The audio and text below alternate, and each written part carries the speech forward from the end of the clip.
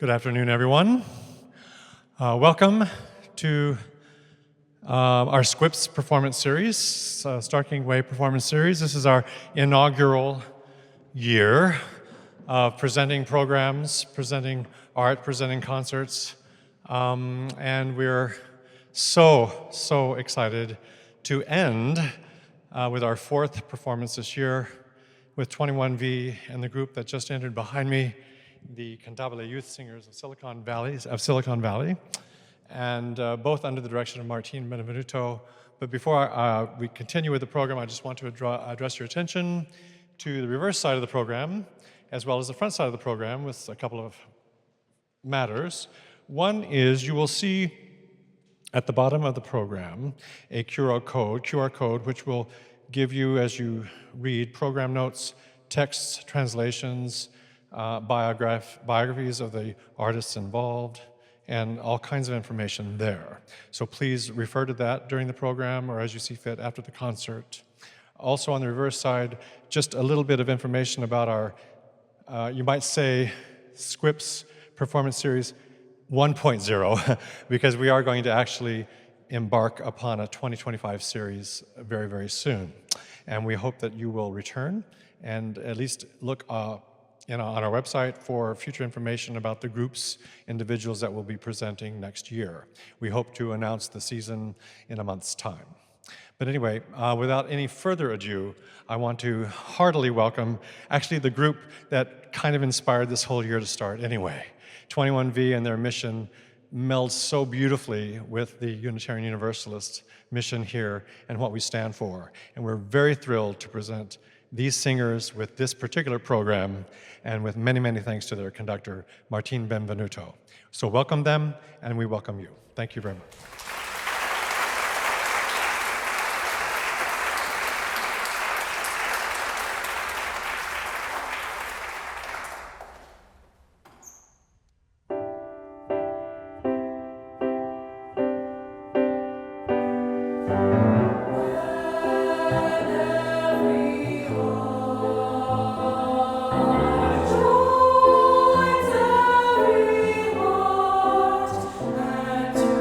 Yeah.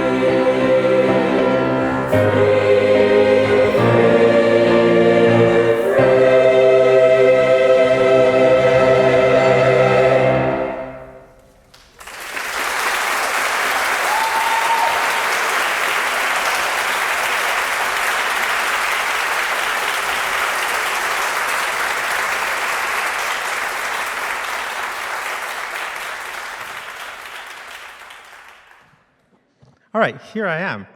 Good afternoon, everyone, and welcome to Reclaiming Radical 2.0. We are thrilled that you are here, and we are thrilled to be here at First Universalist Society of San Francisco. I want to thank Reverend Vanessa Southern and music director Mark Sumner for having us.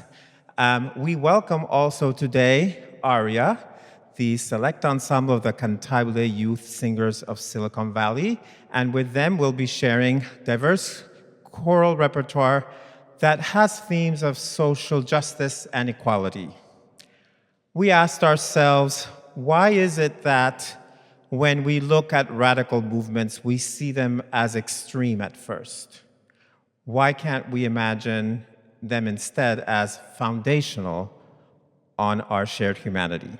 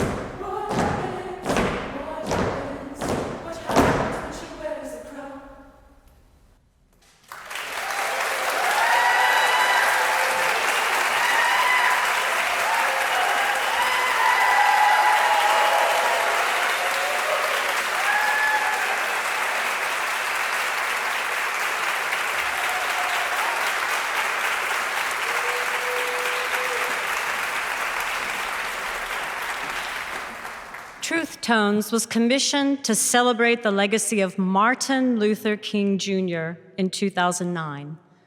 Composer Trevor Weston draws on contrasting text sources to do so, including a poem entitled The Poet by Paul Laurence Dunbar. In his short and prolific life, Dunbar gave voice and dignity to the experiences of Black Americans at the turn of the 20th century. Mr. Dunbar wrote his famous poem, We Wear the Mask, in 1892, when he was but 20 years old. Sadly, he would leave us at the age of 33 more than 20 years before MLK was born. We wear the mask that grins and lies. It hides our cheeks and shades our eyes. This debt we pay to human guile. With torn and bleeding hearts we smile and mouth with myriad subtleties. Why should the world be overwise in counting all our tears and sighs? Nay, let them only see us while we wear the mask. We smile, but oh, great Christ, our cries to thee from tortured souls arise. We sing, but oh, the clay is vile beneath our feet and long the mile. But let the world dream otherwise. We wear the mask.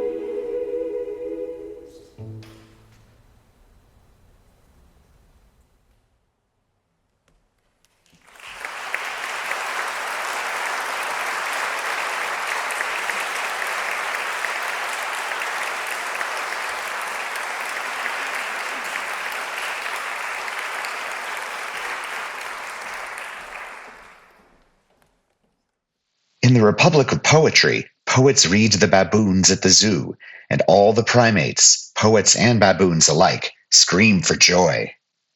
In the Republic of Poetry, the guard at the airport will not allow you to leave the country until you declaim a poem for her and she says, "Ah, beautiful." The Latinx community in the United States has grown to 63 million people, and one of its challenges is encouraging people to vote.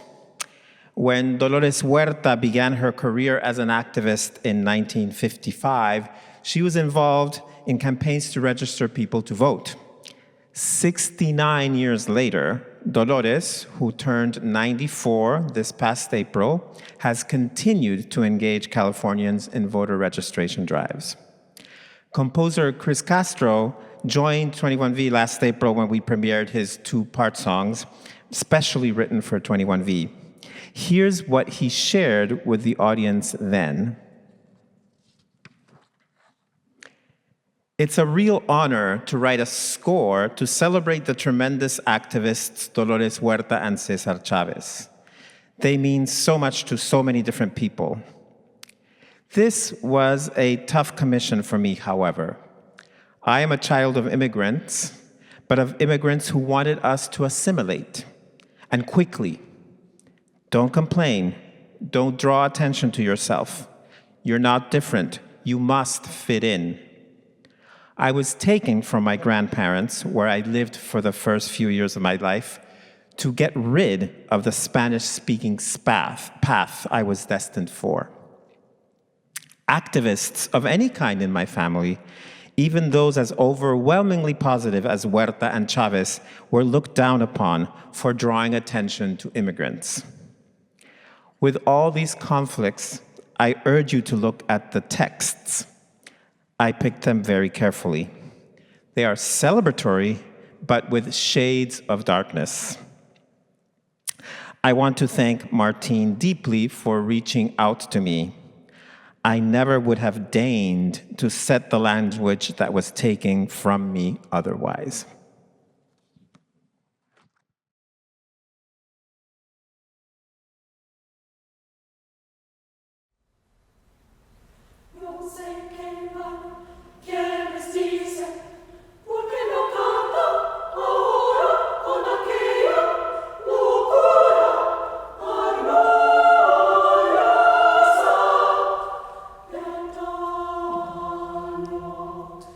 Profundo